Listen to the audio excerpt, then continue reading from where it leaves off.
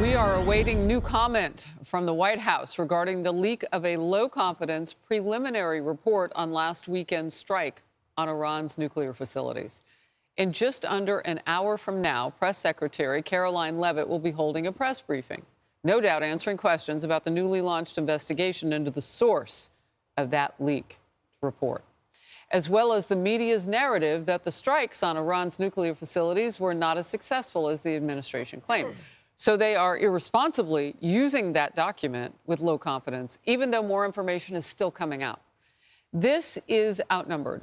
I'm Harris Faulkner here with my co-host Emily Campagno. Also joining us today, Laura Trump, host of My View with Laura Trump, Leslie Marshall, Fox News contributor, and Guy Benson, Fox News contributor and host of The Guy Benson Show on Fox News Radio. Earlier today, Defense Secretary Pete Hegseth set the record straight, refuting a leaked Pentagon report which claimed United States strikes had limited impact on Iran's nuclear program, all while touting the success of Operation Midnight Hammer. It says in the report, multiple linchpin assumptions are what this assessment, a linchpin assumption, you know what that is? That means your entire premise is predicated on a linchpin. If you're wrong, everything else is wrong. Here's the head of the UN Atomic Energy Agency this morning, Rafael Grossi. U.S. and Israeli strikes caused enormous damage to Iran's nuclear sites. Don't take my word for it. How about the IDF's chief of staff? I can say here that the assessment is that we significantly damaged the nuclear program, setting it back by years. John Radcliffe, the director of the CIA, putting out a statement just last night. CIA can confirm that a body of credible intelligence indicates Iran's nuclear program has been severely damaged by recent targeted strikes. How about DNI Tulsi Gabbard yesterday? She writes, and I quote, "New intelligence confirms what POTUS has stated numerous times. Iran's nuclear facilities have been destroyed." Those that understand, those that see, those that do proper assessments recognize that what the United States military did was historic. President Trump taking no issue with Secretary Hegseth's press briefing. He wrote this on Truth Social, "One of the greatest, most professional, and most confirming news conferences I have ever seen!" Exclamation point. The White House now wants to limit classified information shared with Congress, a sign of where it thinks the preliminary assessment leak came from. And the president's deputy attorney general says the leaker will be charged to the fullest extent of the law. I mean, absolutely. Of course we're ready. You better believe, and the American people better know for sure, that this is exactly the type of conduct that we will investigate fully. Whether it's treasonous and whether someone will be charged with treason, listen, we'll work that out, but you better believe that the Department of Justice is going to do everything we can to find out who did this. Guy, this isn't about whether or not the report was put out there. It's how it was put out there. It's the fact that the journalists didn't question any of that, who put that out there in legacy media, and made it appear as if that was the one that we had all been waiting for, although it's labeled low confidence. I don't know about you, but I don't even take baby aspirin with low confidence. I mean, come on. If it says that on the label, you're looking for the real stuff. I would think that within journalism circles, if you got this leak, you'd have to at least do a little check in your mind about basic logic and common sense. You're like, okay, I'm a curious person. The Israelis have had air superiority over Iran for the better part of 2 weeks, bombing whatever they feel like at will, basically. The United States comes in with this extraordinary, unique technology with bullseye hits. Oh, and by the way, the Israelis took out the brains behind the nuclear program, all those scientists, and yet that only set the program back by a few months. It doesn't make any sense just to a non-expert, outside observer like myself or like your typical journalist. I think what Secretary Hegseth did there was really smart. He said, don't take my word for it. Let me go through all the different intelligence agencies that have come to a different conclusion, including the IAEA, which isn't intelligence, but this is their bread and butter. This is what they do. The Israelis clearly have extraordinary intelligence penetration into Iran. They've come to the same conclusion as we have, but we're all supposed to focus on this one report with low confidence. It doesn't make any sense to me at all. Emily. And I want to focus for a moment on the nexus between the legacy media's amplification of a low confidence report in stark contrast to under the prior administration when they would rely heavily on the actual sources. So here's a couple examples. And the point, too, is that the Biden administration botched it. So number one, remember that the Biden administration relied heavily on the intelligence community's assessments of how long the Taliban would be able to stay in power, right? Yep. That turned out to be totally different. But the press ran with it at the time. And what about the Chinese spy balloon, right? Then President Biden told us many times it's upon dependence of the intelligence community's assessments, historical and real time, that we've made the decision to shoot it down over water, to let it ride across the whole country. The press amplified that and didn't question it. And what about the 51 former intelligence officials that signed that letter that turned out to be completely false about Hunter Biden's laptop and Russian disinformation that the press ran with and failed to correct later? And so now you contrast that with a low confidence one report of the 17 intelligence agencies that all of a sudden that is somehow amplified when the director of the CIA says it was successful. Iranian, Israeli officials, everyone is saying it was successful. But one lone small voice that happened to leak it to another legacy figure, and that's what they amplify. It just shows the rot still exists and that it is purely political in legacy media. Yeah, or laziness. I mean, that's my greatest concern as a journalist. I'm just thinking, are we losing our curiosity and they simply take what they're fed because it does fit that narrative? Right. That is really unfortunate. Laura. Yeah, well, that is exactly right. And I think that trying to spin a narrative out of this is very concerning.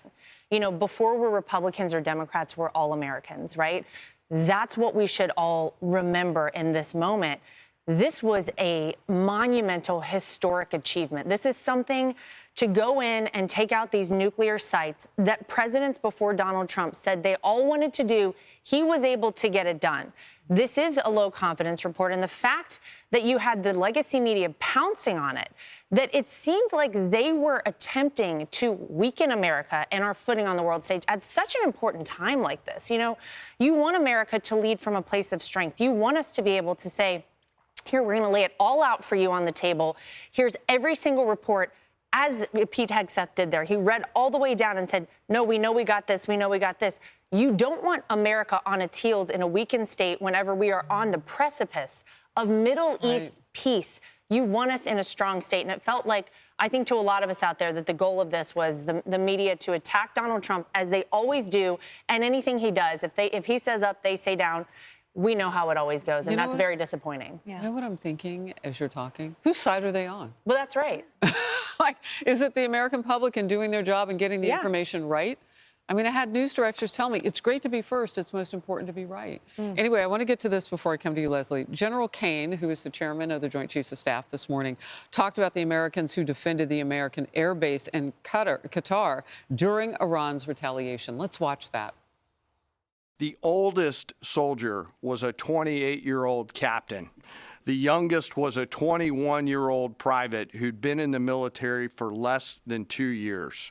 So let's put ourselves out there for a second. Imagine you're that young first lieutenant, you're 25 or 26 years old, and you've been assigned as the tactical director inside the command and control element. You, at that age, are the sole person responsible to defend this base. Listening next to you is your early warning operator, whose job is to notify you of imminent attack. There's 5 people inside a vehicle and 5 people outside of a vehicle around these, a total of, as I said, 44. We believe that this is the largest single Patriot engagement in U.S. military history. I know your home state of California has the highest number of military veterans in the country. And so we appreciate them. I do want to say that when you hear that level of detail, it's hard not to thank everybody who's ever put that uniform on, especially the youngest among us who did it last weekend. Well, that's where you and I have something in common. Both our dads, right? My dad in the Korean War. Yeah, we're both military kids. And my dad. Yeah. Listen, I want facts, right? And I want journalists to put out facts. And I do think somebody's like, okay, I've got this and I've got this fast. But a lot of the stuff that we have coming out is fast. So let me quote the president himself when we talk about, of course, I have to put my password in because I'm going to quote it, right? The president said, quote, the intelligence was very inconclusive. The intelligence says we don't know. It could have been very severe. That's what the intelligence says. So I guess that's correct. But I think we can take the we don't know. It was very severe. It was obliteration. Here's the thing. The top brass at the Pentagon have said to have a really deep dive into this is going to take a long time. We're not going to know. Did Iran move any of the uranium, specifically Fordo? Can they dig Fordo out? They're talking about just water and electrical issues once they dig out. How long will that take? And I think not just the American, citizens and voters, but certainly the House and the Senate have a right and a necessity to know all of those details and those specifics. And that's what I saw coming out as an American in questions after that leak. Leak, terrible, but what the leak did is prompted more questions to get more specifics. Can I just say, with regard to how bad were they hit and how long would it take, and did they move any of that uranium before this bomb? Leslie, I would say this just real quickly, and Guy, I'll go to you next.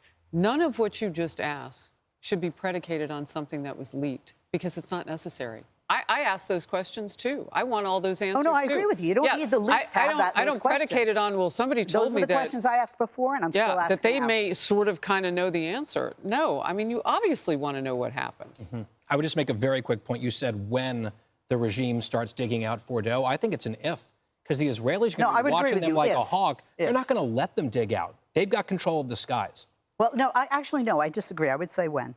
I would say when. All right. Last word?